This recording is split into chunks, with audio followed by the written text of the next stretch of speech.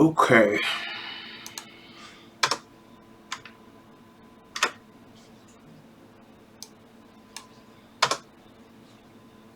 This shit is not working.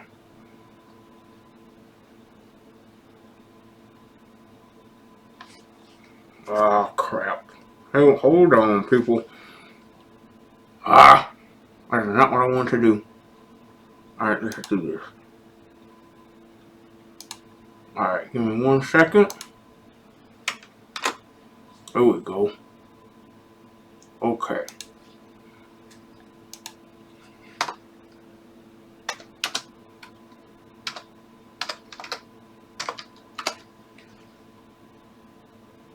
There we go. Okay.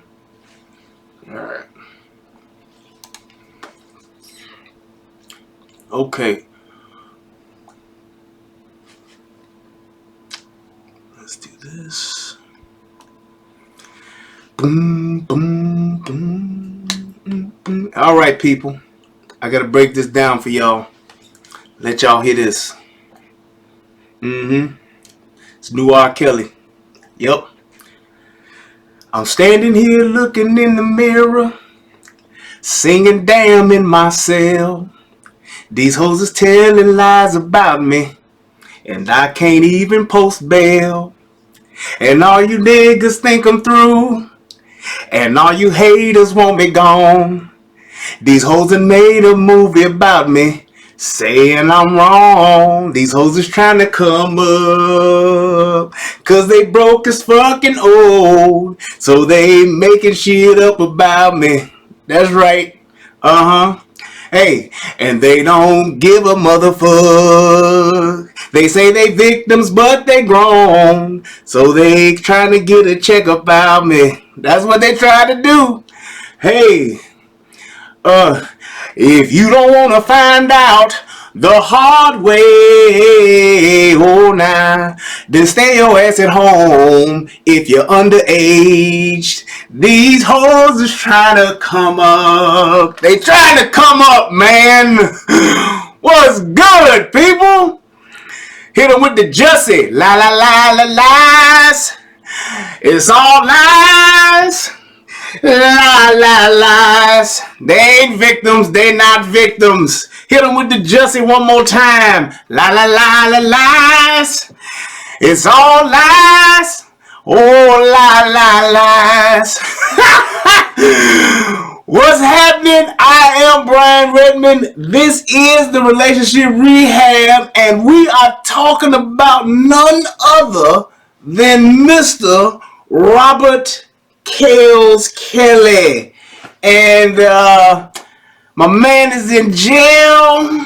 He's trying to make bail. Boy, I tell you, I don't know about y'all, but this has got to be the worst Black History Month in all of the Black History Months ever.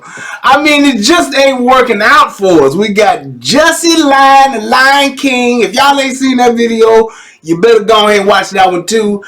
Then we got R. Kelly in jail. They trying to lock him up for some shit they tried to lock him up before. It's terrible. As Charles Barkley would say, it's just terrible. It's terrible. I don't know. But we gonna talk about it because that's what we do. So let's go ahead and let's jump right on into this. Oh, and one other thing. I don't know if anybody done seen it or if anybody done told me, but I watched that goddamn Spider-Man cartoon, the Spider-Verse. Pissed me the fuck off. That damn Spider-Verse, the Spider-Man with the black Spider-Man, is he black or Puerto Rican? He's a both equal. Both he black and Puerto Rican. So they got this boy, his name is like Spider-Man Morales or some shit like that. I was so disappointed. This dude was the worst Spider-Man ever. I'm talking about all the Spider-Mans I've seen as a kid, when he first got bit, when I seen the Spider-Man when they did the reboot, when he first got bit. I mean, every last Spider-Man that has ever come out, ever been written in the comic books or whatever. This kid that was the Spider-Man in this movie, he's the worst goddamn Spider-Man ever. And the fact that he's a person of color, I took offense to the shit. This dude, his Spider-Man uniform, I swear for God, it was so shitty. It was terrible. It was just terrible. Man, I'm just, hey, that Spider-Verse, whatever it's called, I think that's what it's called, the Spider-Verse or something, Spider-Man in the universe, whatever it is. It's a terrible damn movie. I didn't like it. It was garbage. So I just wanted to get that off my chest. I wasted an hour and like 30 minutes of my life, and I'm not getting it back. Yeah. It's Morales, Eric. I know what it was, but he's terrible. They should have called that motherfucker Tyrone Jackson or Peter Jackson or Peter Williams. It should have been Williams. His name should have been Williams first and foremost. Tyrone Williams. That's what the Black Spider-Man name should be. If you go, let me tell y'all something. Let me get in this real quick. If you go create a Black Spider-Man, his name should be that of a natural Black American. Not no Draquan, not no Raekwon. No, just a simple name like Willie Jackson.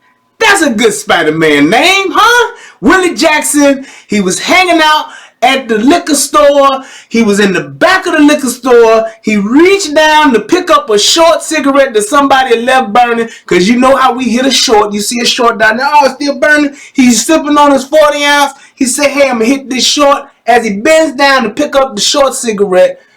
All right. Your spider comes out. Bites him on the hand. God damn it. He going to still hit the short. Man, goddamn spider done bit my hand. Fuck this damn spider, man. He flick it. Then he go to sleep for 10 hours. He gonna be late for work the next day anyway. So he late for work. He get fired. He come home. And that's when he finds out he got Spider-Man superpowers. And that's what you do. Okay? That shit that they did with this little young kid who didn't know shit, supposed to be smart but couldn't figure out a goddamn thing. It was terrible. I did not like it. I don't appreciate the boy Miles, and they called him Miles. He named after the famous jazz player, Miles Morales. Now, come on now. Who gonna name Miles Morales? Miles, famous jazz player. Then they gonna put the Morales on there because they tried to see what they did was. I know what you did, Marvel. You slick son of a bitch. You goddamn Marvel writers. You tried to do a 2-for-1. What we gonna do, guys? Here's what we do, guys. We know that we just did Black Panther, okay? We don't want to upset the Latino community. So let's do the Spider-Verse.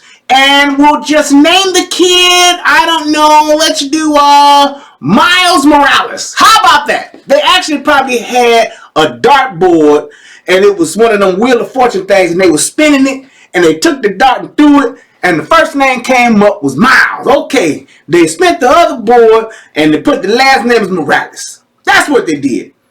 And it was bullshit. I didn't like it. I won't watch it again. I do not like it, Sam I am. I do not like green eggs and ham. But I'm done with that. But we can move on to some more pressing information, pressing story that we got here, which is my man R. Kelly.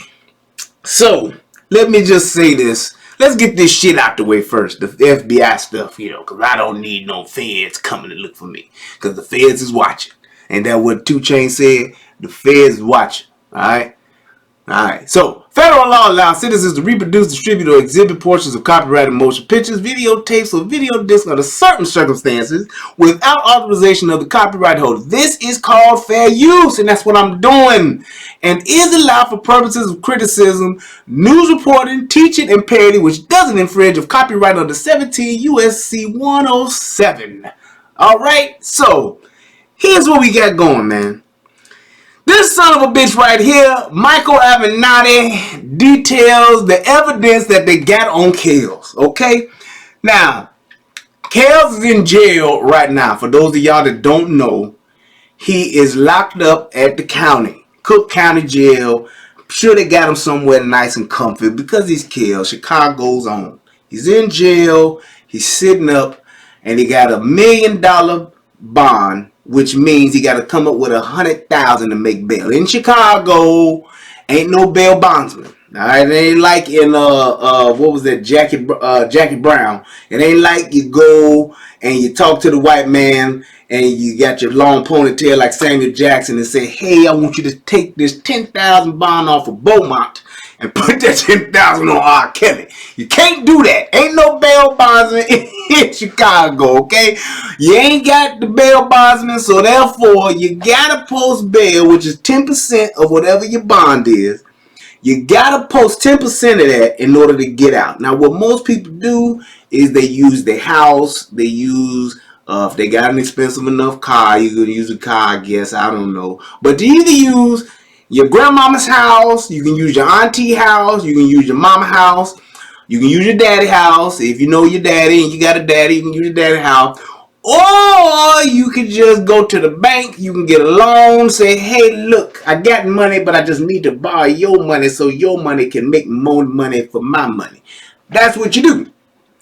Apparently, R. Kelly's coffers are somewhat parched. The well is run dry. The money ain't there.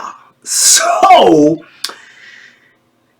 either they're going to have to get a bag, somebody to come by with a duffel bag and drop this cash off, which is where you go and you get financial backing from your, should I say, your more worldly people. That means your street folk, your drug dealers, your loan sharks, your robbers. You know, you got robbers in Chicago that rob the dope dealers. You know, that's just their niche.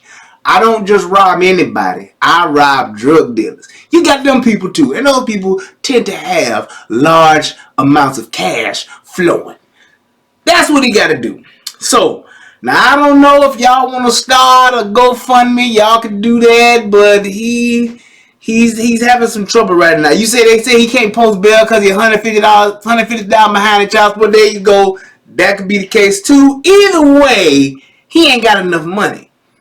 Problem is that he should. And this leads me into this point of just saying, there's a thing, we were talking about this on Facebook today, there's a thing called broke, and there's a thing called rich people broke.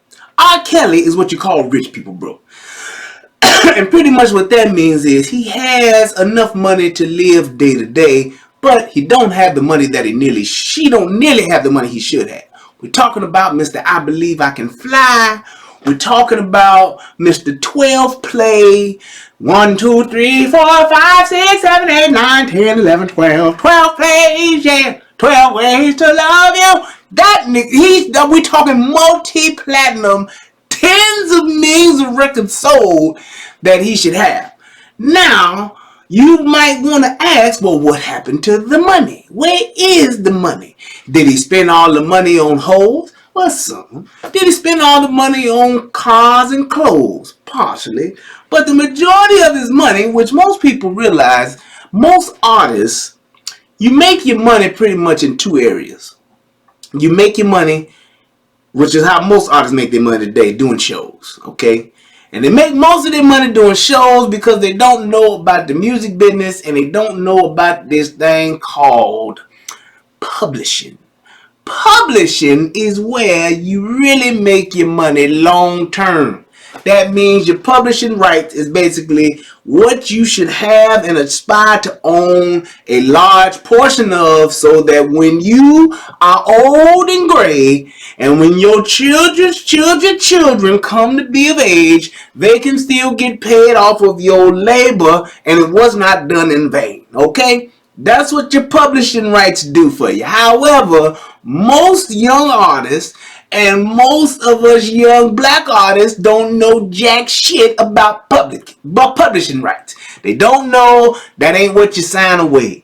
Now, I tell you this, most of the time, the way that it is, when you first get into the music business, they bend you over the barrel. Ain't no Vaseline, ain't no lovely whispering in your ear. They just bend you over and they give it to you raw.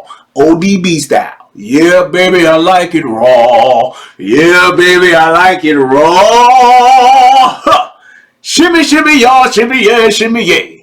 You ain't getting none of your publishing. I'ma just give you this dick and that's it.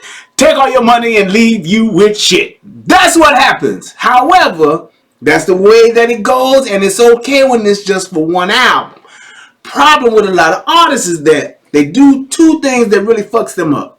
They take too much upfront money, and then they sign too many deals with their albums. They sign 4, 5 albums. We give you $1 million, you give me 10 albums. They're doing that too much. It used to be even worse because they used to have a thing called perpetuity, where that was like forever, where you sign forever and everything you make forever, I get a piece of it forever.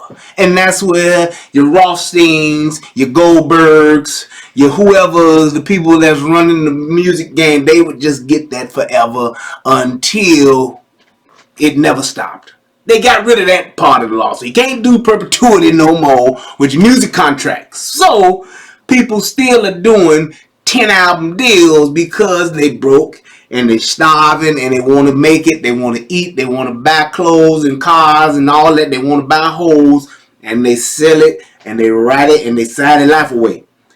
I.e. Drake.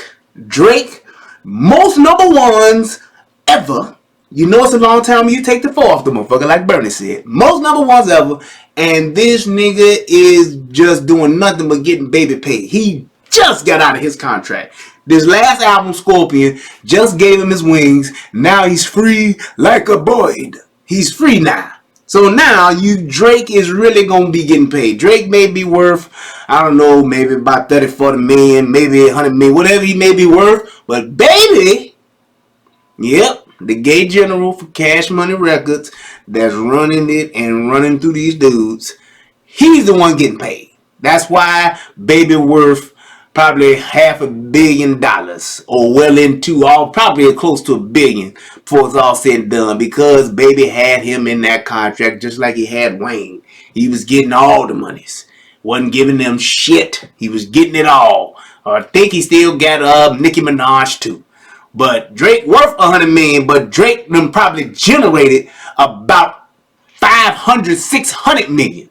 You see, that's my point. You see that 100 million and you be like, oh, he's straight. No, what Drake has made with having all them number ones, Drake should be worth probably $500 million easy.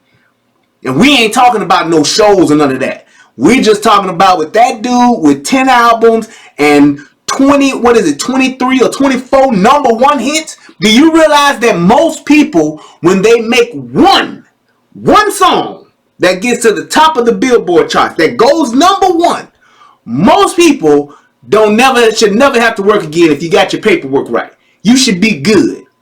Most people who can get at least into the top 3 should be what we would consider wealthy. Not rich, but wealthy, because of the money that those songs will generate, not just right at the moment of them being hot, but over time.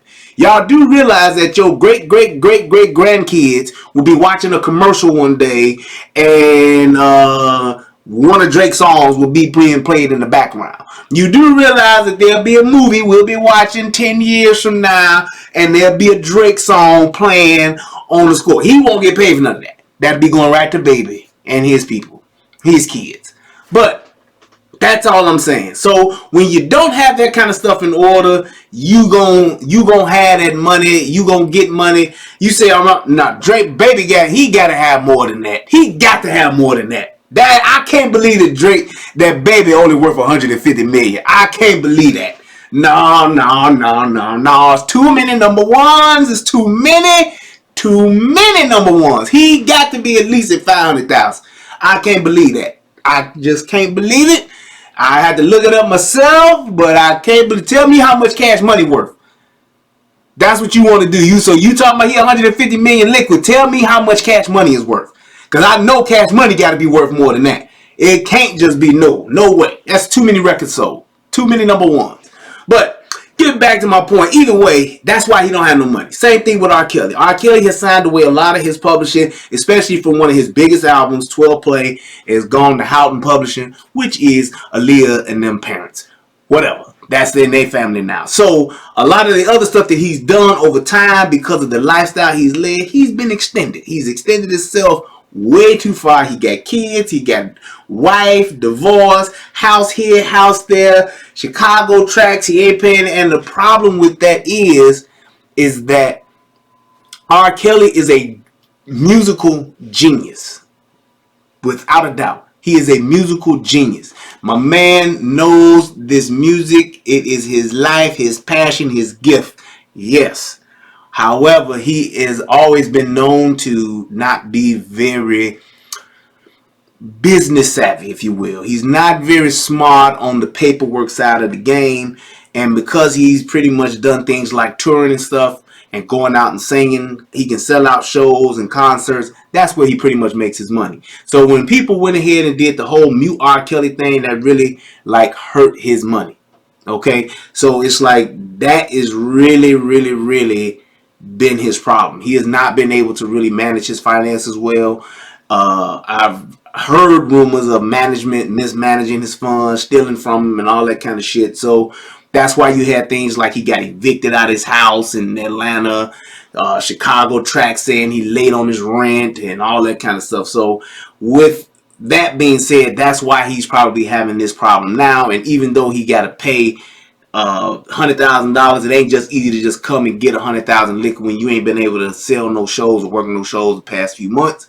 And like Kerry said, he got $150,000 in child support he probably needs to pay. So it is what it is. So if he's saying that, them niggas is arguing over that money right now, Slim and Cash Money. But that's another discussion. I don't want to get too far off. So what I pretty much want to do is just go through this evidence, because I think that this is really important to see just what they got on R. Kelly. And to me, some of it seems quite damning, but then some of it seems kind of thin. And what I think is happening is I think that they're doing this to not necessarily, I think if they can get him in jail or get him to at least take a deal and go to jail for some time, I think that would be a feather in their cap and they'll be like, cool. Or I think that they're really just trying to get him set up for the whole thing of the civil suit, because these hoes is thirsty and they are literally just trying to get a check. When you got somebody coming forward 20 years later, 30 years later, whenever saying, yeah, he had sex with me, and the way that these chicks look now that Kales is with, you can tell, yep, I see they desperate. They just don't look nowhere near attractive. They just, oh man. But they trying to get a check. That's just my position. That's just what I think. So let's go ahead, let's get it cracking. 6 clients, 2 victims, 2 parents, as well as 2 whistleblowers who can both be described as knowing R. Kelly and being within his inner circle for the better part of 25 years. My office was originally retained in April of last year by a concerned parent. We began a thorough investigation. We traveled the United States. We interviewed witnesses. We uncovered documents. And we did so very quietly so as to ensure that no complaints could later be made that we were pursuing this for any other reason other than justice. Again, we began in April of last year. Earlier this month, we uncovered and recovered a videotape of over 40 minutes in length. We promptly brought it to the attention of Ms. Fox and others in her office. This tape leaves no question as to whether R. Kelly is guilty of multiple sexual illegal acts against a 14-year-old girl. The tape was shot in the late 90s, approximately 1999. It depicts 2 separate scenes shot on 2 separate days within Mr. Kelly's residence at the time. The audio on the tape is clearly, you can clearly listen to it. It is clear. The video is far superior than the video that was used in connection with the 2008 trial. It is an entirely different video. So now, that is the first smoking gun. So what they're saying is that, so we all know about the first tape, which was kind of grainy, but you can still tell that shit was him. When I first saw that tape, I said, oh man, that's his ass. I didn't even have to watch the tape. Just seeing that dude in the first beginning parts of that tape setting up, getting the camera, doing this, making sure that he could see himself, you could tell damn well that that was R. Kelly's. It was him. Facts. That's just what it was. Now, the problem, though, was that the girl who was in the tape said it wasn't her, and the girl's parents said it wasn't her. They were saying this all the while off to Europe on holiday. When you go to Europe, it's holiday. See, that's what you don't know. See, when you travel the world, you pick up a few things. They don't call it vacation over in Europe. They call it holiday. So, they was on holiday while all of this was going on. And because they couldn't get the witness to come forward, they couldn't get a witness to testify, they had to let them go. Henceforth, Jigga Kelly not guilty. You tried to charge me, but you can't judge me. I can't. Oh, my mother tried to charge me, but I'm not guilty. That's what happened. That's how he got out. So, what they're saying now, if they're not lying, which they could be bluffing, they're saying that they got evidence that shows Kelly on another tape, another girl, on 2 separate occasions, and they're saying that the mentioning of her being underage was definitely confirmed on the tape. That could be quite damning. So, let's see what else he got to say. Come on, Mr. Michael Avenatti. Repeatedly on the video, both the victim and Mr. Kelly refer to the victim's age as being 14. That occurs in excess of 10 separate times on the video. Both the victim and Mr. Kelly can be heard referencing her age.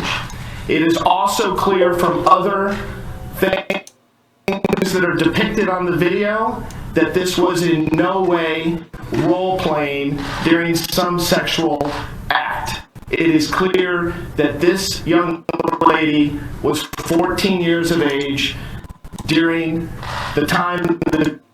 Okay, what the fuck is going on? I just changed my settings. Hopefully that don't mess it up. But either way, my thing is this. If they got him on this tape saying what they saying, hey, he in trouble. He's in trouble. And yes, that's exactly, and because you got to look at it like this. The criminal side of this, you got to have witnesses confirm that this is what happened. They got to come forth. They got to testify. And yep, you're right. Bill Cosby fucked up and would not be in jail today had he not went and talked to the police. Let me tell y'all something, man.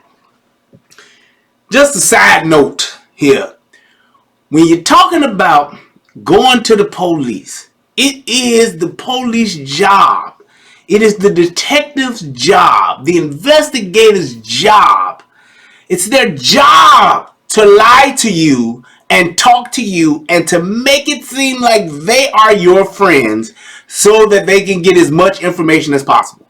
The police job when they're interviewing you is not to have court. It is to get as much information as possible and to record as much information as possible to give to the prosecuting attorney. Okay? They want to talk to you. They want you to talk to them. They will tell you. They will work out a deal. They will help you out and do whatever we can. Just talk to me. That's what their job is. That's why they do that. That's why they get you pizza, they get you sandwiches, a hamburger, a gyro, piece of puff. They'll go get you a Coca-Cola. They get you a Evian water. They'll do whatever it is that it takes to make you comfortable enough to where you will talk to them. If you are being questioned by the police and you know in your heart that you have done some shit that is against the law, don't talk to the police. Get you a lawyer. Say, yep, I want to help you, officer, but I believe that I need my attorney. And they will give you this age-old line, well, if you've done nothing wrong, you shouldn't need an attorney to do anything. Yes, you're right, Mr. Officer, but I believe that there is a law that says I have a right to an attorney. And no matter what, if I've done something wrong or if I haven't done anything wrong, I want to exercise my right. Why? Because it's a right and it's mine and I want to exercise it. Don't talk to the police, especially when you know you done did a crime. Get your lawyer. Okay? Okay. Bill Cosby, if I was your boy, you wouldn't be in jail. Bill Cosby, if you'd hired me to be one of your executive cabinet members, if I would have been on your team, Bill, I would have been like, hey, old man, you gonna sit your ass down right here because you making too many millions of dollars a year to jeopardize me and my family's good living because you want to talk to these police because you America's dad. These motherfuckers ain't on that. They want to talk to you to lock your ass up so they can get that feather in their cap so they can move up. You don't want to do that. Referencing her age. It is also clear from other things that are depicted on the video that this was in no way role-playing during some sexual act. It is clear that this young lady was 14 years of age during the time the video was shot. Mr. Kelly, throughout the video, stops what he's doing, stops his acts of sexual assault, and he proceeds to move the video camera and adjust the camera angle, zooming in, changing the direction. Now, see, I think that this is probably what R. Kelly normally does to get ready for his shenanigans when he does it, because that's what he did in the other tape. So if this is true, then it's probably just the same thing that he always does, and it just is what it is at that point. That's just how he does his thing, and he preps. He does a lot of prep work before he commits his act of fornication and sexual interaction and gratification. He does what you call in the theater world a dress rehearsal. Okay, that means you act like you're just about to go on stage and perform, and it's the dress rehearsal. I mean, you even put on the costume. You have regular rehearsal, which is where you just show up and you do lines in your jeans and your t-shirt. But then you have your dress rehearsal, which is usually a couple of nights before, where you sit and you actually dress up, you're on stage and you're acting like it's the real thing, except you ain't got the crowd there. The people ain't there who done paid. That's what I think he's doing. So, yeah. Of the shot and things of that nature. So there's no question that he knew exactly what he was doing. At one time, or at one point in time on the video, in the first scene, it is clear that Mr. Kelly is having the victim watch another piece of pornography, which appears to be him with yet another young girl on a big screen television in the background. Repeatedly on the video, the young lady refers to Mr. Kelly as Daddy. The video depicts Mr. Kelly engaged in... Now, if we're talking about if this tape is true or not, that's Kale shit. I'm just telling you right now.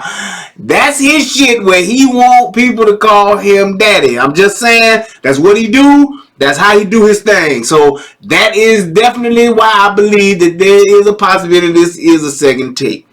So I'm just saying, yes indeed. Shout out to my man Big Mo. What up, boy? Oral sex with the young victim, both receiving as well as giving, as well as vaginal intercourse and anal penetration. There are also instances of Mr. Kelly urinating on the young girl on the videotape. Now, I'm going to say this. The likelihood of Kale's doing the same thing in every tape, I just don't see that. I'm not a recorder of pornography myself, but I just don't see why he would be doing the same thing in every tape. So that seems kind of fishy to me. And I think that this dude might be referring to the old tape. That's what it sounds like to me. I believe that's what he's describing now as opposed to the new tape. I think that they probably have the old tape because they did say that one of the girls that they actually are, that is actually a part of this case, is the girl from the 2004 or the 2008 case or whatever. So I believe that that's what this dude is describing right now. I believe that he's talking about that tape that we all have seen that has been in circulation for the longest time. I don't think he's talking about the other tape. So that's because it just sounds like an exact recollection of that whole tape. He's recalling like that tape that everybody's seen. That's what I believe he's doing right here, which could lead me to believe a couple of things. That tape is probably the biggest piece of evidence that they got, which is why he's talking about it. And then maybe that other tape that they have may not have as much detail or as much content as they would like. So, and that could be a problem for them. This video was turned over again to Ms. Fox and others in our office earlier this month within days of our recovery of the tape. We have since provided additional information and evidence to Ms. Fox and others in her office. We envision continuing to do so because our investigation is not complete. We are aware of 2 other tapes in existence, one of which we have recovered, the second of which we are in the process of recovering, and as soon as we do, we will be providing those tapes as well to Ms. Fox and La la la la lies, lies, oh la la lies. Now that seems a little fishy. Why would you be going ahead with this case and you don't have this damning evidence? We're talking about these other tapes. What's keeping you from getting that information? What's keeping you from obtaining these other 2 tapes that you saying that you will have, gonna have, kind of want to have, which kind of leads me to believe, because a lot of times the prosecuting attorney, they will only come half-cocked and be talking that we still in discovery, Your Honor. They will fuck you around on that type of shit. I do know that. They will bullshit you and be like, yes, we're still waiting on this witness. We're still waiting on this evidence to come in, and once we get this evidence, we'll share it with the defendant. But all the while, they still playing that, hey, call them and see if they're going to bring the tape. Can you bring the tape? You got the tape? Can we see the tape? And they don't have it yet. So it could be, then that's why I said, well, what they saying, this shit ain't airtight.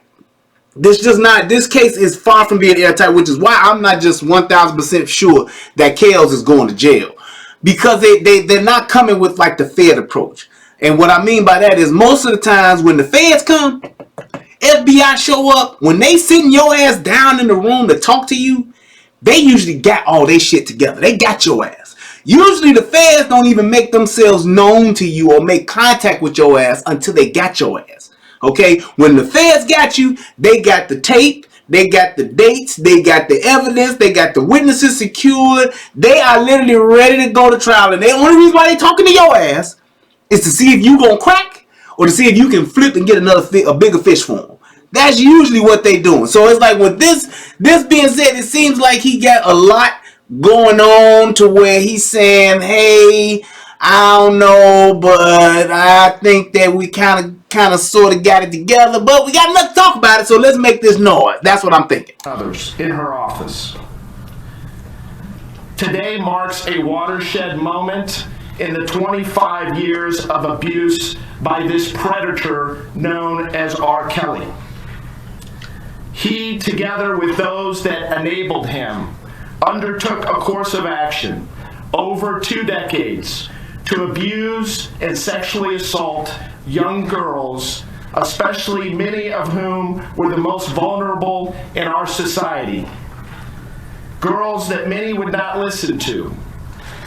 Girls that came from very tough times. And hoes that was trying to come up because they was attracted to that celebrity. Shout out to my wife. I love you too, baby. I see you a little bit. But let me say this. Here's why I got this position about this. And a lot of people have said a lot of shit about me and my position that I have. Saying I'm wrong. We just trying to make excuses for R. Kelly and all that. And I'm going to get off into that. But my thing is this. These girls that R. Kelly has had sex with, whether they were 15, 16, 17, 13, all of these girls, 2 things are consistent. Number 1, they had a mama or some type of parents involved. Number 2, none of them were taken against their will. Now, to the asshole that's riding around in a van right now, that pulls up on a corner, jumps out of the van, drags that girl into the van, whether she underage or whether she a grown-ass woman, don't put that motherfucker in jail. I'm talking like, let's bring the electric chair right up to his front porch, plug it in, and let's fry his ass right there. Yes, that type of rapist, absolutely. Get his ass, fry his ass. I'm not tripping on that dude. And everybody talking about rape is rape. Bullshit. There's a difference between rape and statutory rape. Rape means I done took your ass by force, knife point, whatever the case may be, forced you in this basement, in this back room, in this car, in this dirty ass conversion van, and I'm taking some pussy. That's rape. Statutory rape means that there is an age limit that is being violated depending on which state you are in. So in some states it could be 13, in some states it could be 16, in some states it could be 14, in some states it could be 17. The age of consent, having sex with someone who is under the age of consent, is statutory rape. And just keep a pin in that, as DJ Just Jay would say. Shout out to my brother if he's watching. Put a pin in that, and we'll get back to that shortly. I just want to let this boy finish his little rant. Go ahead. Tough neighborhoods in many instances. These were the most vulnerable, and yet this predator, Mr. Kelly, preyed on them repeatedly. I want to send a message to the enablers of Mr. Kelly, to the agents and the managers and the attorneys and the others who stood idly by and looked the other way and turned a blind eye while teenage girls were sexually assaulted for over 2 decades. I will not rest until each of you is brought to justice. We will uncover evidence relating to your participation in these crimes. Mr. Kelly did not do this alone. He did so with the assistance of all of these folks. And it was all, let's be clear, in the interest of money. These people, these agents, these attorneys, and these managers, they looked the other way while these young girls were taken advantage of instead of doing the right thing because they didn't want to kill the golden goose. They didn't want to interfere with their own individual paydays. And as far as I'm concerned, they are just as guilty as the predator, R. Kelly. It is disgusting. And every parent in America should be disgusted not only by the conduct of Mr. Kelly, but by those that turned a blind eye, that looked the other way while this occurred for over 2 decades. Now, this is the part where I'm about 95% on board with what the fuck Michael Avenatti is talking about. Because he is the first person to call out all of these other motherfuckers that's been playing this game and supporting, cohorting, enabling, participating, gyrating, fornicating, right along with Kelly's. It ain't this much young teenage fucking going on with no adults being involved in this shit. I'm telling y'all right now, it's too much pussy and too much money involved for it just to be R. Kelly. And the fact that people in the world that are looking at this shit are just saying, well, R. Kelly, it's about goddamn time. Dude, it's too much money and pussy for it just to be one person involved. It's just too much. And the fact that everybody's not saying this, the managers, the assistants, and the biggest one that his punk ass was still a little scared to call out for, the parents. Because I would love to know what a parent can say when you put them on the stand and say, well, Miss Smith, when you purchased the ticket, or when the ticket was purchased for your daughter to fly to Atlanta or to fly to Florida by herself at 15 years of age to go and be with this grown man, R. Kelly, whom you do not know, and the only thing you know about him is what everybody knows about him as a celebrity and as an artist. What did you think would happen when you sent your young teenage daughter to go and be with this man for however long they were there? I want to know what a parent can respond to of that. That's a reasonable or an acceptable response that ain't just, you know what, you an ain't shit mama or ain't shit daddy, or you're both some ain't shit parents. There is nothing in this world, and I'm telling y'all, we have to get to a point to where there has to be accountability hell no matter what. Accountability above everything. When you do some shit, I don't give a fuck where your mind state is. When you do some shit that's just putting your child in danger, you can't make no excuse for that. You can't say, oh, well, I didn't know. I thought that she was going to be in the studio. Why would you let your 16-year-old daughter go be in the studio with a grown man and a bunch of grown other motherfuckers that she don't know and that you don't know? Who lets their child go do that? I don't give a damn what type of contract, what type of promise. If your daughter got that much talent, if your daughter is that great and she's that awesome, they will pay for you too to be there right along the ride. All that shit you got Kels telling you, and we talking about an artist who is at the top of the fucking food chain, who is a musical genius, but is a known fact that he ain't made not one motherfucking artist something. Not one.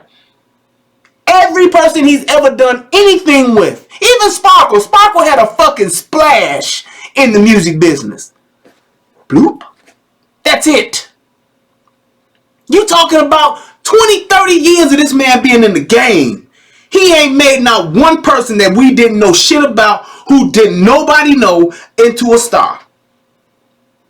He ain't done it not one time. So that lets you know what he's on. R. Kelly can sit there, I can sit and talk to R. Kelly, and he can tell me he can write me a hit. Yep, you sure can. I don't need to be there for that. You can write me a hit, and I'm gonna have to pay for it. Yep, sure can. But you make me a star, I'm going to say, show me. Who else you done made a star, player?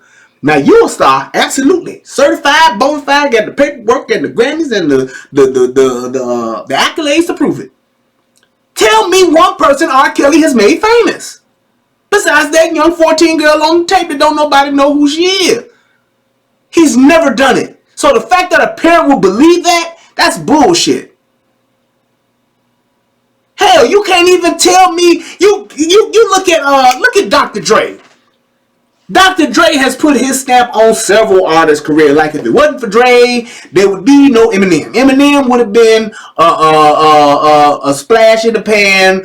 What they call a boy, Ice Baby. He would have been a Vanilla Ice had it not been for Dre putting that stamp on him. 50 Cent with his punk hating ass. He wouldn't have been shit if it wasn't for Dre. He would have been a window shopper. He'd have been a window shopping ass nigga. And we probably would have heard maybe 2 or 3 songs from him. And he's still been dropping mixtapes if it wasn't for Dre. Facts. Dre put him on. Dre made him who he was. Plain and simple. If it wasn't for In the Club, 50 Cent wouldn't be shit. That's why he ain't shit now. Because he ain't dropped shit. He ain't got it like that. 50 Cent is not a great rap artist. He was a dude in a good position who had some skills, and he was able to maximize the fact that the doctor put life into his career. Just like with Eminem. Eminem can at least say, hey, I've been doing shit past this now. I'm still out here, at least on the lyrical side of the game. I'm still making hits. And I'm a white boy, so I'm cold. I'm getting my stamp of approval. Get it. It's like you have to take into account to say, well, what's your track record, homie? Before I go ship my daughter off to you. Oh shit, knocked over my goddamn keyboard. But what is your track record to say that you've done this to where I can even have confidence that you can do it with my daughter? Nothing. But I tell you what he do got confidence in, and what you do know, what you heard. You've heard of him sleeping with underage girls. You've heard of his affection of young women. You've heard of him countless times. He was even charged and taken to court and had a case brought before him. The fact that I know that as a parent, I would never let that man be alone with my daughter, especially him. I wouldn't let no man be alone with my daughter. Plain and simple. I don't care who you are, how cool he is, how much of a gentleman you have been, I won't do it. You can't be alone with my daughter. Plain and simple. It's just that simple, man. And the fact that people think it's okay and you a victim too, or you was preyed upon, that's bullshit. You are responsible for protecting your child. Let a motherfucker get my daughter. Hey, the dude shot me. He knocked me out cold. When I woke up or came to, my daughter was gone. That's the only story you're going to get from me. Other than that, ain't going to be no, I'm going to let you go. Oh man, that just brought me into, I ain't going to get too far into this. If y'all ain't seen that Abducted in Plain Sight, you need to see it. Because that is parenting stupidity at its finest. That dude had all 3 of them in love with him. It's terrible, the fact that they believe the shit that he was pulling. But nonetheless, it happened. You don't let kids be along with people, with other adults. You just don't. I'm not even cool with that whole thing of saying my kid can go spend the night at somebody's house. I'm not doing it. I'm not gonna do it because of the way the shit is today. You can't let your kid. My kid gonna go hang out for a sleepover. She can go. I'm gonna be right there in the kitchen, downstairs in the basement playing cards, whatever. And when it come nighttime, get your ass in the car. I bring you back in the morning for breakfast. You not sleeping in the house with no other adult that I'm not there. You're not doing it. You're not gonna be there. I don't care if she got just a little brother, if an auntie there, and an uncle there, and the father there. We ain't gonna let nothing happen. We gonna protect. No, I'm not doing it. I'm not gonna let my kid go be somewhere else under some other adult supervision. I'm not doing it. It's just not gonna work out that way, man. As a father of two teenage girls, 14 and 16, I am especially outraged and disgusted by this conduct and the amount of time that it has taken to bring this predator to justice. I stand here before you as a father and as a man that believes in the rule of law and that of justice with a sense of satisfaction, temporary satisfaction today as a result of these very serious charges. But our job is not done. We are going to continue to represent our clients.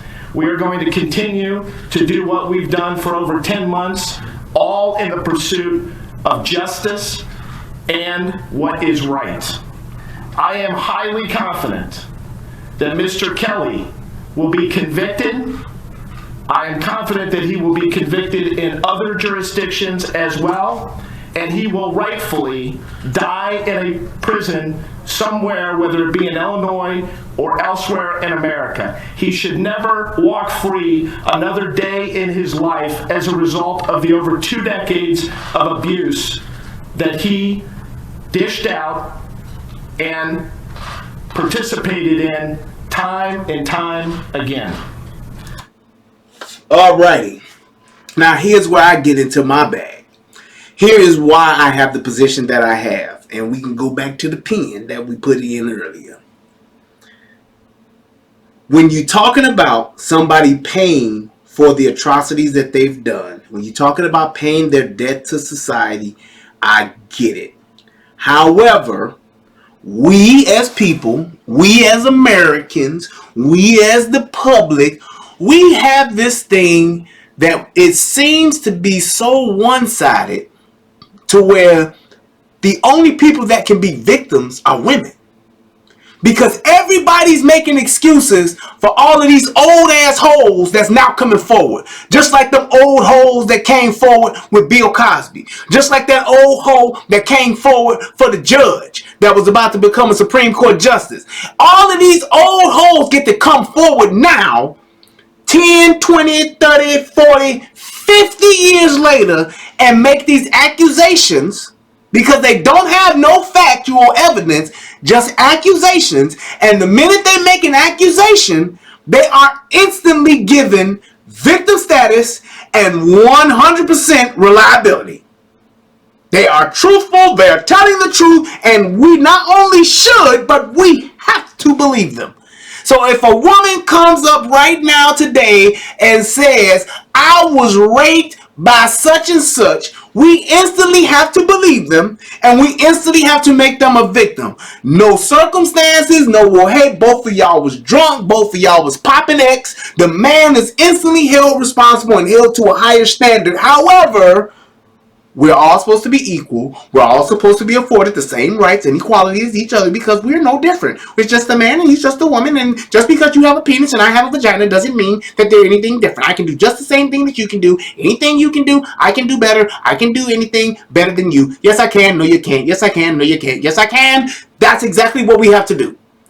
But when a woman comes and say, I was taken advantage of, or I was felt uncomfortable, and I was touched, we instantly just say, hey, where's the evidence? Why are you coming forth 25 years later? Hey, we don't question none of that. We just say, yep, you're right, let's fry his ass. Hang his ass up to dry. And when you get into the, and I'm telling you, people don't want to acknowledge it because we've just forgotten certain things about history. That shit is just like the fucking witch hunts in Selma. Was that Selma where it was? Yeah, it was Selma. Selma? Was it Selma? Whatever the fuck it was. The witch hunts. It's the same exact thing. Hey, I believe you're a witch.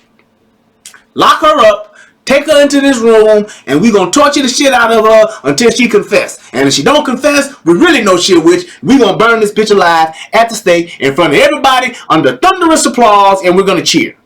Salem. I said Selma, didn't I? Selma is in fucking Alabama. Salem. Yeah. Thank you, Seven. Shout out to my man, Seventh Dragon. So that's my point. How can you just take this person's word for just gospel? And this is a person who ain't filed a police report, has been silent for 25, 30 years. Why are they coming forward? Because they're getting attention, they're getting that victim status, and they also have an opportunity to get money. All of this shit about locking R. Kelly up, putting R. Kelly under the jail, you know why they want to lock him up? Because that dude wants to be known as the investigator, as the attorney, or as the group of prosecutors that put this man in jail so that they can have that feather in their cap. So later on down the line, when they're running for public office or when they're running for judge, they can say, I was the one behind the R. Kelly prosecution. I got him locked up and I got him sentenced to a 30-year sentence because of my hard work and investigative skills. I'm committed to this, and that's why you should vote for me. And the victims, quote unquote, that are in on this, they are coming forward now, not because they want to see him in jail, because they know if they get the attention that's being given to it now, and even if they get a conviction, it helps their civil case. So there is a money grab involved. It's all about two things, people: money and power. The prosecutors are going to get power to further their careers and money, and the victims, so-called victims, they are going to get an opportunity to sue to get a fat ass check. Plain and simple. Do you realize that even if he's convicted or not, they still get the civil suit, and all they want is the criminal evidence to actually display in the civil case. That's it. Just like whatchamacallit, O.J. Simpson, the Goldmans and the Browns. O.J. got the fuck off. Not guilty. If it don't fit, you must acquit. They acquitted this man. They got him off. He did not go to jail for killing Nicole Brown and Ron Goldman, even though everybody know he did the shit. That's what good lawyer money do for you. He got off. They still took him to civil court and they won. Just like that. Like Mr. Yarrow in, what's that movie? Mr. Yarrow, Golden Child. They won. Everybody knew OJ did it. Even the black folks. We was just like, God damn it, it's about time one of us got off of this shit. OJ did it. He was found not guilty in the court of law, was given an acquittal. They kicked it out. It's over. We ain't got enough evidence between y'all fucking up and getting this evidence in wrong, and you got the racist cop that was proven to be racist and he lied. Our hands is tied. We gotta let the man go. That's all it was. And they got rid of his ass. Kicked him out. You're good. You're free to go. God damn it. Civil suit? No. Your ass gonna pay. All these books you gonna write, these movies you gonna do, or that NFL check you getting, the movie royalty checks, all the millions. Come on to Papa. We gonna chop it up. We gonna split it on up. But we all gonna get paid off your black ass. We be damned if you kill one of these beautiful white women and one of these young strapping white men, get out of jail, and you ain't gonna pay. Ain't gonna happen. So that's why they got them paying. And that's exactly what's going on with Kels. This is all like you. There we go, Carrie. The Laurel's elections is coming up on the 26th. This is political. This is power. That's all this is about. That's why they're trying to fry his ass. Why? Because he's a big fish. Everybody like catfish. Catfish fillet. They trying to fillet him up, get him served up with some fries, and we going to eat good off of this nigga. We going to get it. We're going to get it. We're going to make it look good. We're going to make it seem good. And whatever happens at the end of the gavel bang, we ain't tripping on that. We just trying to get enough smoke for this fire to jump off. And when you're talking about you trying to get this man, and this man should go to jail, he's a rapist, he's all of this, he's a pedophile. He's not a pedophile first and foremost, because this dude ain't slept with nobody who was prepubescent. So that's bullshit first of all. And most of the girls were between the ages of 14, 15, 16, 17, right? Here's where I'm calling bullshit. To all of the regular folks out in Facebook land, to all of the regular folks that's watching this live, to all of the people that's watching this on the replay, how many of y'all uncles, fathers, brothers, cousins, friends, next door neighbors, nigga down the street, niggas on the corner that y'all know for a fact have fucked some young girl who was underage and you didn't call the police on them? You shouldn't be calling for Kale to go to jail right now. That's why I'm calling bullshit. Because all of y'all have done it. Y'all have seen it. I was in school watching the girls who was my age go off and get fucked by them older boys. I was in school with my little fat ass watching like, damn, she don't like me because she like Tyrone. And Tyrone got a car on dubs. So he got to be 16 at least. And she here 14. He got to be 26 and here she is 17. This nigga grown as hell getting all the dope money. And what he doing? Getting all the young pussy. Them young girls are not just waiting on him. They are running after him.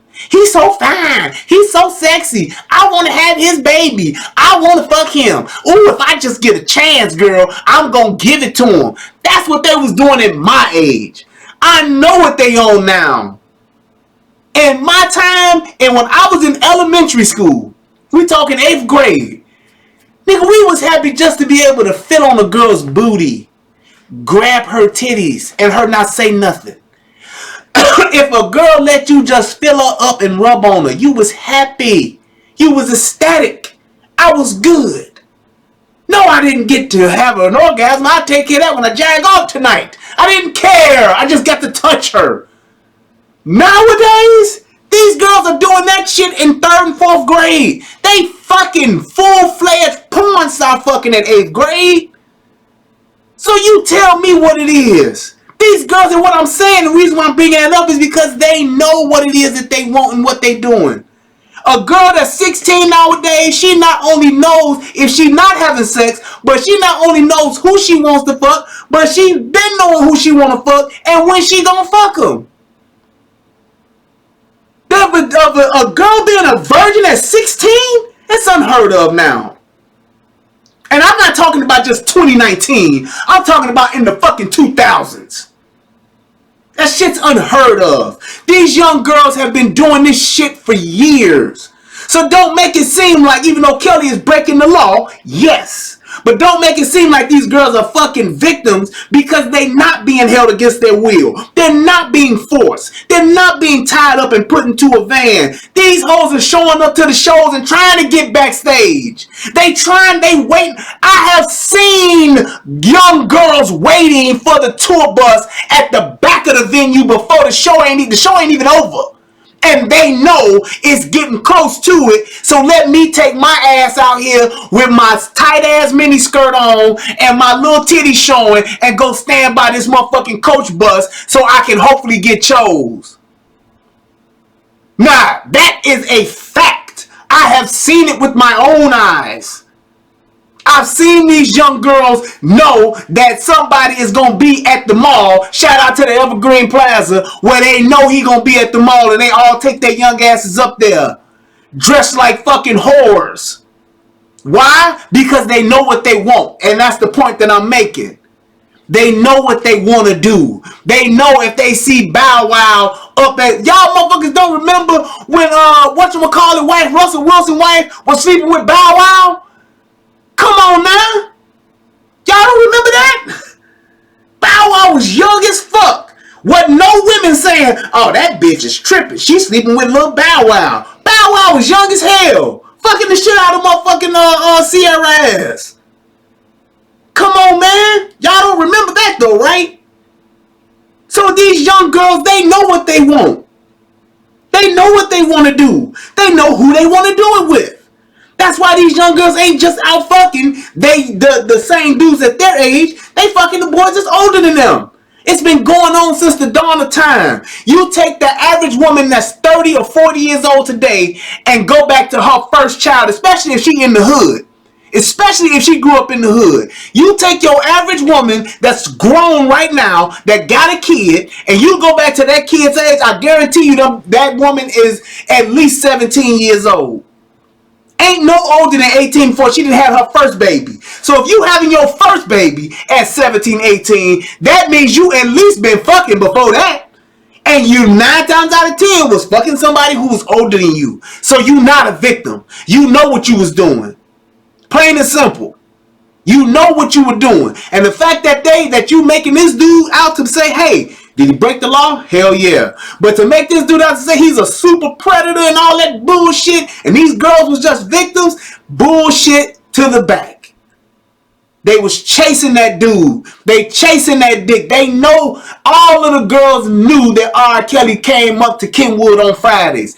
Everybody knew that R. Kelly came up to Rock and Roll McDonald's on the weekends. Everybody knew that. So don't make it seem like these young girls was just out here and I don't know any better. But it's Friday night and we're just going to go down to Rock and Roll McDonald's, driving all the way from the south side. We're going to go get McDonald's downtown because that McDonald's is different. It tastes better. We're going to go down there. No. They went down there because everybody know that's what all the celebrities went. Everybody knew it because what we did, young niggas, we tried to come up and get the leftovers. Whatever bitches didn't get to, maybe at least give me a phone number. Let me get my daddy a car so I can drive down there. We can just get down there early enough so we can park and be in the lot. That we can see the girls coming by. Hopefully somebody will say, yeah, take my number because Kels is gone. Take my number because Trackmaster and them gone. The Traxxer's gone, I'm sorry. They would do it. Do it down them left. So maybe we can get somebody. Twister gone. So maybe now I can get somebody. Antoine Walker done left. So now who's left for me? Let me see if I can get some spillover. The leftovers. It happened all the time to the point to where it was culture. That's why that dude was able to say for 2 decades. Because actually, bruh, it's longer than that. Ever since the 90s, it's been popping like that in the city. And it's all over. It ain't just in Chicago. That's how it is everywhere, man. You ain't about to tell me that these young girls or these young hoes ain't out here going for what they going for and don't have no clue. You know who R. Kelly is. You know that he's grown. And the fact that you 15 and you still want to sleep with him, that's your parents and your responsibility. Yes, if he do it, his ass is breaking the law, and yes, he should go to jail. Absolutely, because his grown ass know that it's against the law. Lock his ass up, gotta do your time, pimp. But don't say that he's a motherfucking predator. Don't say that she's a fucking victim. Just say these are 2 motherfuckers that broke the law. That's exactly what it is. And it's like people that don't want to acknowledge that. It's scary to me that we refuse to see the truth when it's right in our face because we want to make the politically correct answer and make it don't matter. That's regardless. No, bitch. You just trying to make it okay for the shit you did. That's why you on that shit. That's why you're on Kel. That's why you on them girls' side. Because you want to make it okay. And you look at them hoes right now from Surviving the Kelly video documentary. They are all going on tour talking about being young hoes. You ain't no victim. Bitch, you was on tour with this nigga. You knew what he was doing. And if you thought it was wrong then, you should have took your ass off tour. But like my man said, that's the golden goose. I'm VIP. I'm eating for free. And I'm sucking the D. And giving up the P. So I'm riding. Everybody watching me. I'm getting the likes. That rhymes. I should be a rapper. That's what they did. They got all of that shit going. They got all of this attention. They got all of this celebrity because they rolling with a celebrity. You ain't nothing but a fucking parasite. You siphoning off what you can. You getting a free ride. You getting some notoriety. You getting some selfies. That's what you're doing. And if that's what you're doing, I ain't even knocking it, because that's what plenty of people do. Everybody try to get what they can do, because just as much of a parasite you are, so is this asshole, because he trying to get some fame off of being a part of this shit. That's the game. That's how Hollywood is. That's how the cycle is. When you talking about that shit and you doing that shit like that, that's what you're doing. You're a parasite. You're trying to come up off of it. It is what it is. But don't make it seem like you a victim. Don't make it seem like you're this righteous fucking knight in shining armor. You didn't give a fuck about R. Kelly 20 years ago when that first thing came out, dude. Where was your investigation then, sir? It didn't matter, because it wasn't an opportunity for you. I get it. But don't make it seem like you this righteous son of a bitch now that's coming to end all injustices across the world. No, sir. You are not Blank Man, because Blank Man has a code. You, sir, don't. You trying to get paid. You trying to get power. And these chicks that's going along with it, these old hoes that's coming forward, they ain't trying to get nothing but some shine, some attention, and some money. Not in that order, as Mama D would say. They trying to get this money, get some attention. That's what they're doing. That's why they're doing it. And they don't care, because some of these hoes, it was grown and was going back and forth with R. Kelly. What you coming forth for? I was fucking him too. I was 38, and I was calling him daddy, shitting and pissing in this bucket in this unfurnished mansion in Atlanta. That's what I was doing, and I was flying in and out. So bitch, you was doing the shit on your own will. You was cool with it. Calling them daddy, leaving your fucking kids, leaving whoever to raise your kid. You leaving your oldest daughter to raise your kids so you can go fly back and forth and chase this man to be a hoe and to be his sex slave, which is some, hey, if that's what you into, that's what you into. And the only thing you got to show for was a couple of racks and a couple of purses and some shoes. You sold yourself short, lady. That's it. There shouldn't be any news time, no air time. There shouldn't be anything for you but a hey, keep it moving.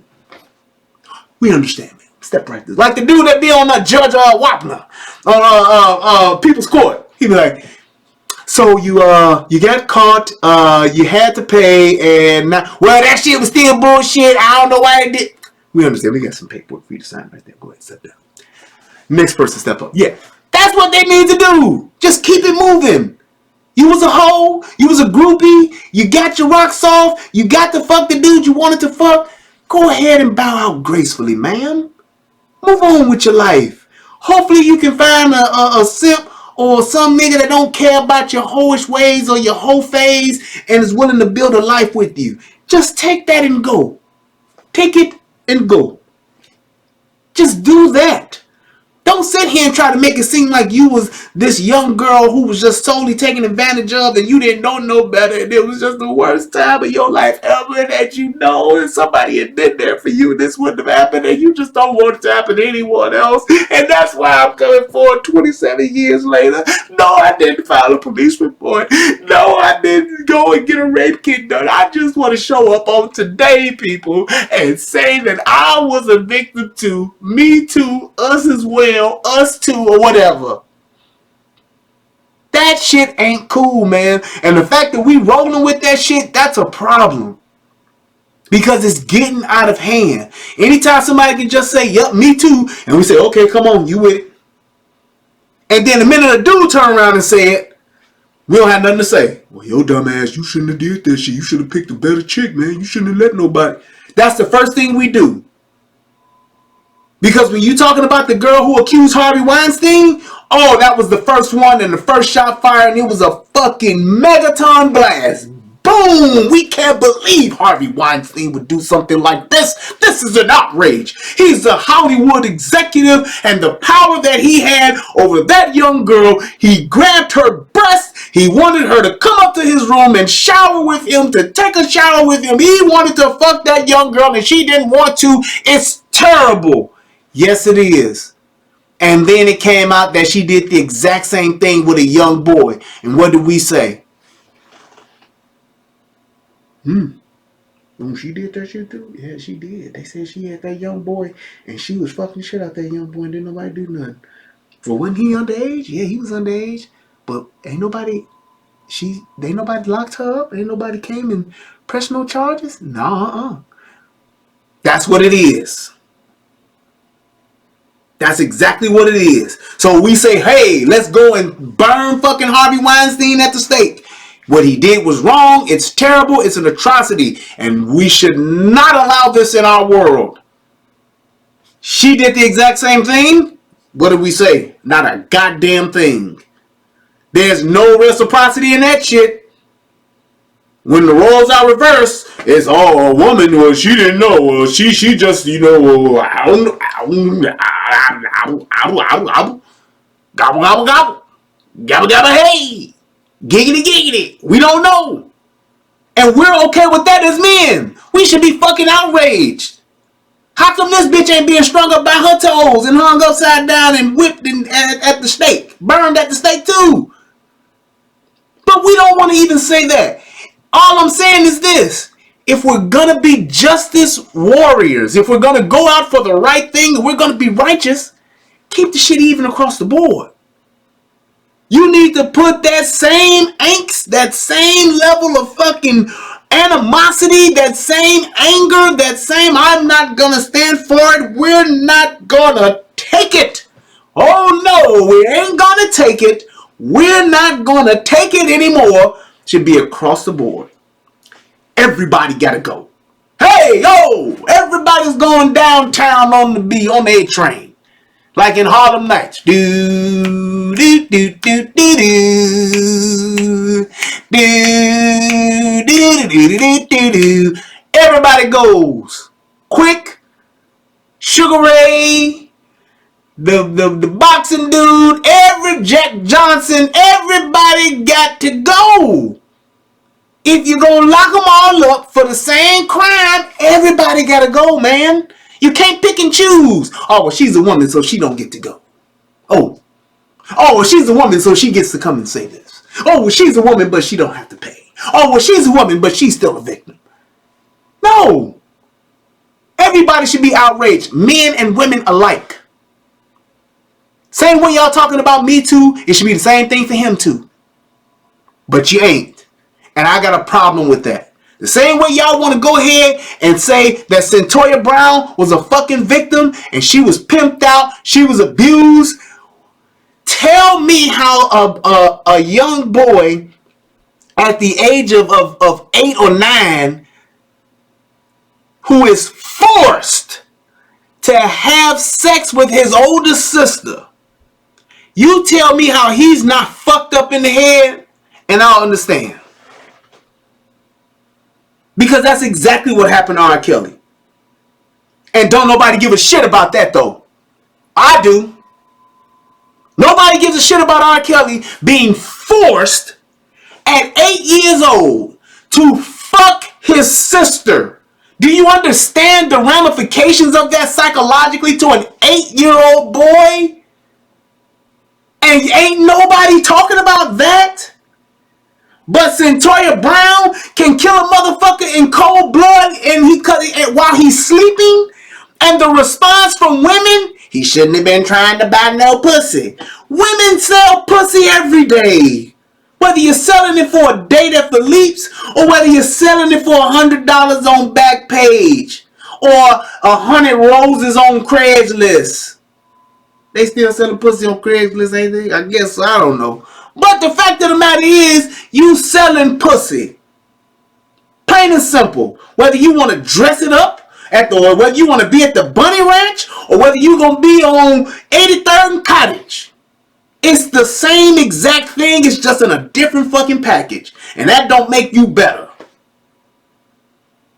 Because you're required to get to know somebody before you fuck them. Because you're required for somebody to spend a certain amount of time with you and a certain amount of money with you before you fuck them. I get it, but it's the same end result. And you can't tell me that a dude who goes out to buy some pussy deserves to be killed in his sleep. There is no justification for that. There is no, oh, well, that's okay. Oh, well, he shouldn't have done that. Don't nobody deserve to die because they bought some pussy. That fuck nigga need to die. Don't ask me motherfucking why. That fuck nigga need to die. Really? Killed in cold blood while he was sleeping. She was in no danger. She could have left. She was a grown-ass woman. And now you're going to sit back and say, well, she was abused as a child. She was abused by her pimp named Slickback. She was abused and all of this, and it's been happening to her when she was going from foster home to foster home. She was abused. She was abused. I get it. But so was R. Kelly. So the fact that he had some #1 hits, the fact that he had some great songs, the fact that he had a ton of money, the fact that he had a ton of celebrity, that negates all of that. Where do those things that he has outweigh the abuse he suffered that he was never treated for? Because I guarantee y'all, and the reason why I'm so firm on this, if it was a woman in the same exact situation and she talked about how she had been fucked by her brother since she was 8 years old, we would not even question a problem being had here. There would be no prosecution. There would be either an Iyanla Vanzant session, or there would be some type of Dr. Phil, or there would be some type of 2020 with Barbara Walters or with Mike Wallace. She would be on the news telling her story. And there would be no prosecution. There would only be, we need to help her, we need to support her, we need to stand up, and we need to stand with her because she is a victim. And the fact that she has been fucking underage boys for the past 30 years, it's because she was fucked as a young girl by her older brother when she was 8. Tell me that don't sound like what we do in this country. Tell me that don't sound like what goes on when we talk about being politically correct, when we talk about being status quo, when we talking about the narrative. Tell me that. Because just like that woman who killed her, who killed her husband that was a pastor, all she said, he beat me.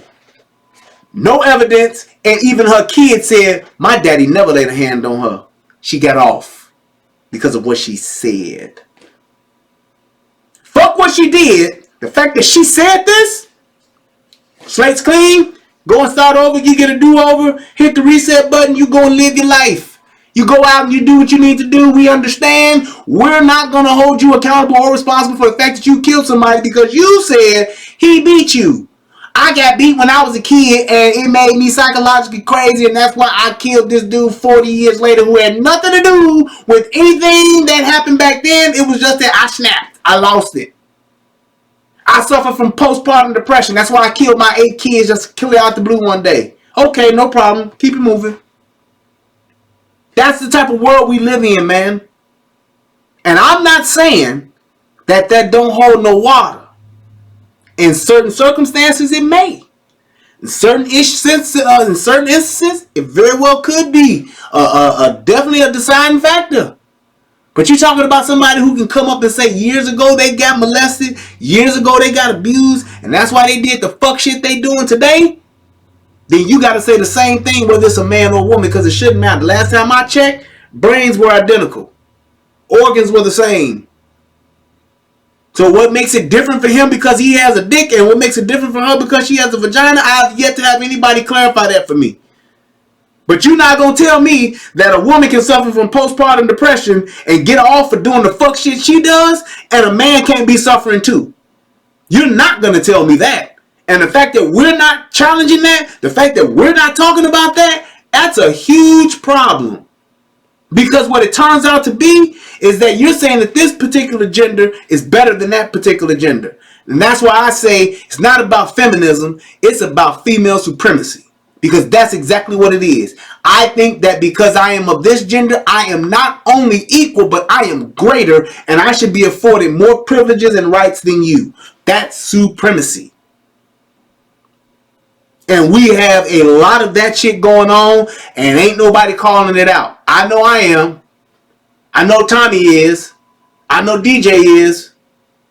But we have to start calling that out, man. We can't let people do that. And yeah, thank you for pointing that out to me, Easy, before I get up out of here. They got this bitch Gloria Allred, and you'll hear him say, I don't even know what the fuck she doing here. I don't know what she has nothing to do with this case. This bitch is standing there with these two old assholes, and she got a picture of LL Cool J with two bitches standing there like it's Kelly. That bitch don't even know it. You know why she's there? Because she's there to be relevant. She's there for the power grab. She's there to be at the center of all the fuck shit that's going on so she can get her shine too. That's all she's doing. And we still cool with that. Oh, it's Gloria already. She always fighting for us women. Please. Do y'all realize that Bill Cosby is in a fucking jail cell for some shit that happened back in the 70s, man? No evidence. All it is he said, she said. And the fact that his old ass talked to the police. In jail. We ain't even talked about the civil suit. Bunch of old bitches in their 50s came back and got a bag. Money grab. Facebook likes. Book deal. TV show. Movie deal. Documentary. They getting it all. And we sat there and watched. Thunderous applause. You go, girl. It's about time. That's right. We got to stand up. We got to stand together. Me too. Us too. Us women. We ain't taking it no more. It's over. Men's reign is over. Men is this. Men is that. And the fact of the matter is, if it wasn't for men, doing what we do every day, if it wasn't for men creating the things that we create every day, half of y'all, if not all y'all women, wouldn't have shit in the first place. Take men out the picture if you want to. And see how much shit get created. See how much shit get built. See how much shit get started. See how much shit get invented. With no men around. Go ahead. I'll wait. And it seems like to me, we're the only group of people that don't value or respect men. Our men. We don't. And even in the black community, we think our men ain't shit. Niggas ain't shit. That's a fucking common term used daily. Niggas ain't shit. Men ain't shit. My baby daddy ain't shit. My boyfriend ain't shit. We the first ones to say it. It is what it is, man. And I tell you this, hey, Kels, you got your charges. This evidence seems to be quite damning in some respects, but quite paper thin in others. Whatever it is, I hope that you can at least get some help. I hope that you can get some psychiatric help. I hope that you can get some type of resolution with the shit that has happened to you, because even if they put you in jail, you still suffering from a traumatic experience that most people to this day would kill themselves over. Most people, you tell me how many men or how many women, all of the women that's against Kels, all of the men that's against Kels that want him to go to jail and all that shit, answer me this. What would your mind be like if you was forced to fuck your older sibling at 8 years old? Tell me how well-rounded you would be as a human being. Tell me what type of person you would be. Tell me the type of mental stability you would have if you were forced to fuck your older brother or your older sister at the age of 8. Tell me how well you would be. Tell me how stable you would be. Tell me if you would really be able to say, oh, I would be good with that. I would be able to bounce back from that and make it as a person. I would be able to cope in this world, because most people can't. Most people wouldn't. Most people would kill themselves. Most people would wind up being in a jail cell somewhere for doing some other type of crime. Look at R. Kelly's brothers. Look at his brothers. Them niggas are struggling because of that shit. He was just fortunate enough that his gift and his talent was able to afford him a lifestyle that was different than most. His lifestyle that he was able to afford, that was able to afford him, I mean, the money he made was able to afford him a lifestyle to where he didn't go crazy, to where he didn't lose his fucking mind, to where he didn't commit suicide. That's what it is, man. That's what it is. I got this other video. I think I'm going to come back and do a part 2 either on tonight later on or tomorrow. What y'all think? because I want to talk about his attorney and what he said. I got that video too. So if y'all want me to maybe come back tonight, let me know. If not, we can talk about it on tomorrow. We could do it that way too. Either way, it's crazy, man. And it's like, I just want the people, hey, did he break the law? Yes. Should he have to pay for breaking the law? Yes.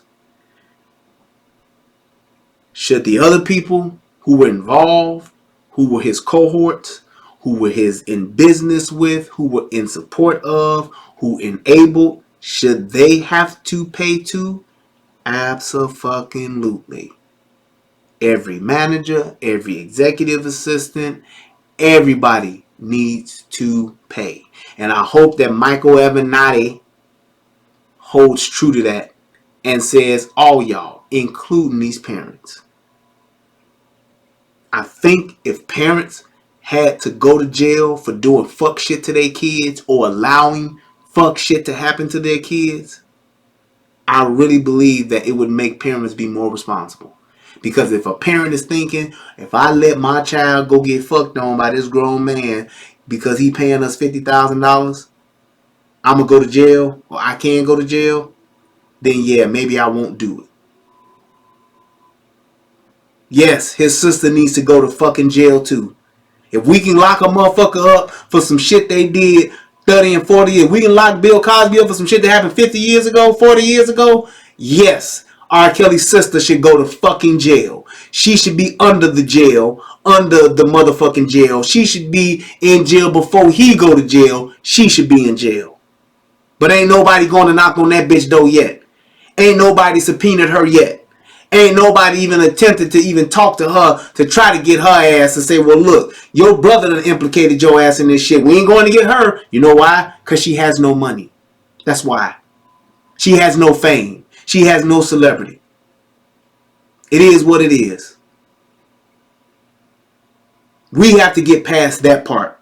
Yes, motherfuckers need to pay for the shit they do. I'm not saying that. But before we talk about stringing people up, before we talking about doing all of this shit to people, and they got to pay and they got to learn, they got to get it, all of that, then let's make sure we're doing it across the board.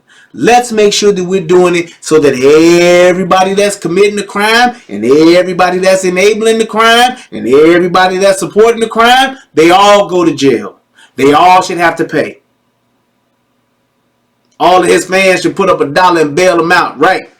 Because at the end of the day, what a person does, and this is another thing too, what you do as a person, yes, you should be held accountable for it. Yes, you should be responsible for it. But it shouldn't destroy everything else that you built. You can't tell me that this man's music, you can't tell me that what this man did as a musician ain't good. You can't tell me that the music that this man made is the worst shit ever now. Because it was at the top of the charts at one point. And if you took everybody's personal life and personal transgressions that they've committed against others, and if you held them accountable to that, we wouldn't be able to watch TV, we wouldn't be able to watch movies, we wouldn't be able to listen to the radio, we wouldn't be able to do jack shit. It's just that they got a spotlight on them and they're under a microscope, or a magnifying glass if you will. They're just under higher scrutiny than us everyday folks. Because I'll say this again, your daddy done fucked some underage girl. Your uncle done fucked some underage girl. Your cousin done fucked some underage girl. Your brother done fucked some underage girl. The man across the street done fucked some underage girl. The man upstairs done fucked some underage girl. The man at the end of the block done fucked some underage girl. And I'm not saying what I'm saying is this. Not only did they do it and they know about it, but your ass did too. And if you can show me your police reports that you've been using, that you've been calling on, that you've made since you've been an adult, or since you was 17, or since you was 16, I ain't talking to you then. But everybody else that knew, yeah, you know Latasha been fucking Mr. Jones. You know Mr. Jones was over at Latasha's house the other night. Yeah, you know I seen Latasha coming out of Mr. Jones' house at like 12 o'clock last night. You know I saw that shit. Right, you knew. Fuck what she did. Fuck what he did. The fact that you knew, you should be just as responsible. You ain't say shit. Well, that's what they do. I ain't getting in their business. It is what it is. Mob ties. But I'm gonna go ahead and take a look at this this other thing. I think I'm gonna go ahead and just try to come back and do this other thing about his attorney, because I think his attorney said some good shit too. I like what he said, and I like the points that he brought up, because he definitely questioning a lot of shit that Mr. Avenatti was talking about. So play this for somebody else. Make sure you click the like. Make sure you hit the subscribe. If you ain't subscribed, shout out to everybody that done checked it out. I ain't even see anybody in Facebook. I forgot to even pull that up and look at that. But hey, if y'all want to talk about it or got some questions, in the second show, I am going to come back probably. I'm going to come back in a little bit. If y'all got some questions in that, then we can go ahead. We can talk about that too. And I can answer some questions or whatever you want to say. We can possibly do that. Yeah, let's go ahead and do it that way. Let me go ahead and get out of here and then get ready to do this second part. But make sure y'all click that like button. Make sure y'all share this video. Put it on your Facebook, your Instagram, somewhere. Do something. Yeah, dang it. It is what it is. Thank y'all for watching. I appreciate it. Let me find out where I can close this. There we go. Peace, and I'm out. I am Brian Redmond. This is the Relationship Rehab.